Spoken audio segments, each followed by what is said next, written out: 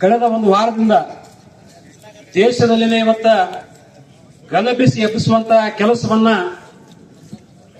ಮನೋವಾದಿಯಾಗಿರ್ತಕ್ಕಂಥ ಒಬ್ಬ ವಕೀಲ, ದೇಶದ ಅತ್ಯಂತ ಶ್ರೇಷ್ಠ ಮುಖ್ಯ ನ್ಯಾಯಮೂರ್ತಿ ಆಗಿರ್ತಕ್ಕಂಥ ಗೌರವಾನ್ವಿತ BR ಗವಾಯಿ ಇವರ ಮೇಲೆ ಊಟ ಎಸೆಯುವ ಮೂಲಕ ತನ್ನ ಸಣ್ಣತನವನ್ನ ತೋರಿಸಿ ಇಡೀ ದೇಶವನ್ನೇ ಅಲ್ಲೋಲ ಕಲ್ಲೋಲ ಮಾಡಿ ಹೊರಡ್ತಕ್ಕಂಥ ಒಬ್ಬ ಮನೋವಾದಿ, ಒಬ್ಬ ಸನಾತನ ಹಿನ್ನೆಲೆ ಇರತಕ್ಕಂಥ ವ್ಯಕ್ತಿಗೆ ಇವತ್ತಿನ ದಿವಸ ಇಡೀ ದೇಶ ಇವತ್ತು ಚೀಮಾರಿ ಆಗ್ತಾ ಇದೆ.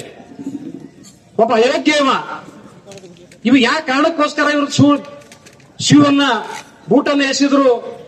ಇದಕ್ಕೆ ಕಾರಣ ಅಂತಂದ್ರೆ ದೇಶದ ಒಬ್ಬ ದಲಿತ ವ್ಯಕ್ತಿ ಸುಪ್ರೀಂ ಕೋರ್ಟಿನ ಮುಖ್ಯ ನ್ಯಾಯಮೂರ್ತಿ ಆಗಿದ್ದಾರೆ. ನಾವು ಸನಾತಿಗಳು, ಮನುವಾದಿಗಳು ಬಹಳ ಉಚ್ಚ ಸ್ಥಾನದಲ್ಲಿರ್ತಕ್ಕಂಥವ್ರು, ನಾವು ಕೈ ಕಟ್ಕೊಂಡು ನಿಂದಿರಬೇಕಲ್ಲ ಇದೆ ಅಂತ ತಿಳ್ಕೊಂಡು ಹೇಳಿ ಇಂಥ ಒಂದು ಹೀನ ವಿಚಾರವನ್ನ ಮಾಡಿ ಬೂಟ ಎಸೆದಾರೆ ಅಂತಕ್ಕಂಥದ್ದು ಇವತ್ತು ನಮಗೆ ಸಂಶಯ ಬರ್ತಾ ಇದೆ. ಇವತ್ತು ಜಗತ್ತಿನಲ್ಲಿ ಯಾವ ರಾಷ್ಟ್ರದಲ್ಲಿ ಕೂಡ ನಮ್ಮಂತ ಭಾರತ ಸಂವಿಧಾನ ಗಟ್ಟಿಯಾಗಿಲ್ಲ. ಅಂತ ಸಂವಿಧಾನವನ್ನ ಡಾಕ್ಟರ್ BR ಅಂಬೇಡ್ಕರ್ ಅವರು ಕೊಟ್ಟಿದ್ದಾರೆ, ನಮ್ಮೆಲ್ಲರಿಗೂ ಭಿಕ್ಷೆಯಾಗಿ ಕೊಟ್ಟಿದ್ದಾರೆ. ಅಂತದೇ ಒಂದು ಅಡಿಯಲ್ಲಿ ಇವತ್ತು ನಾವು ಬಾಳ್ತಾ ಇದ್ದೇವೆ. ಒಬ್ಬ ವಕೀಲ ಕರಿ ಕೋಟ್ ಹಾಕೊಂಡು ಅಲ್ಲಿ ವಾದ ಮಾಡ್ತಾನೆ, ಅದರಿಂದ ಇವತ್ತು ಅವ್ರ ಸಂಸಾರ ನಡೀತಾನೆ, ಮನೆ ನಡೀತಾ ಇದೆ.